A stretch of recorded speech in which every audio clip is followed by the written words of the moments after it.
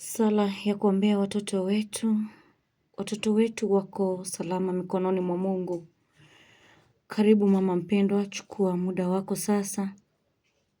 Kaa kwa utulivu, weka mikono yako juu ya kifua. Vuta pumzi polepole na tuombe pamoja. Baba wa mbinguni, tunakuja mbele zako kama kina mama. Tukiwa na mioyo iliyojaa upendo. Na wakati mwingine, hofu. Tunanyamaza sasa, tunaacha kelele za dunia. Tunakaa mbele zako. Baba wa upendo, tunashukuru kwa watoto wetu.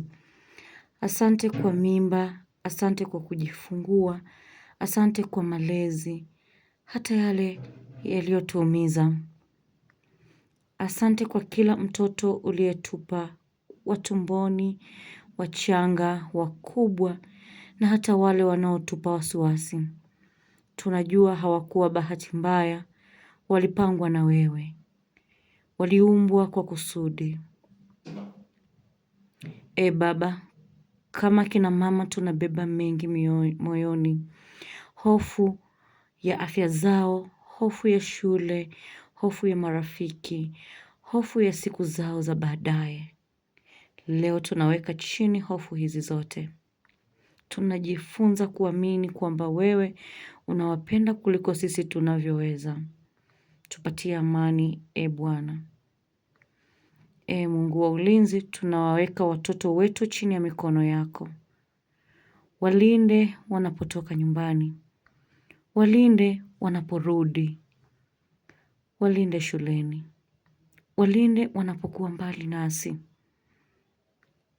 Waepushe na ajali, magonjwa, unyanyasaji na kila hatari isiyoonekana. Tunaomba damu ya Yesu iwafunike, malaika wako wakuzunguke, mchana na usiku. Watoto wetu hawatapotea, hawatatekwa, wala hawatadanganywa. Baba, umba mioyo ya watoto wetu, wape hofu ya Mungu, hekima ya kufanya maamuzi sahihi, na ujasiri wa kusema hapana kwa mabaya. Waepushe na marafiki wabaya na washawishi wa dunia. Akili zao zibarikiwe, masomo yao yaeleweke, ndoto zao ziwe kulingana na mapenzi yako. Hata kama sisi kama kina mama tutakosea, wewe usiwakosee kamwe. Basi mama, unayenisikiliza. Tuseme moyoni kwa upole pole. Watoto wangu wako salama mikononi mwa Mungu. Na Bwana anawalinda. Basi Baba wa rehema, tunawakabidhi watoto wetu kwako. Tunachagua kupumzika, tunachagua kuamini, tunachagua kukutegemea.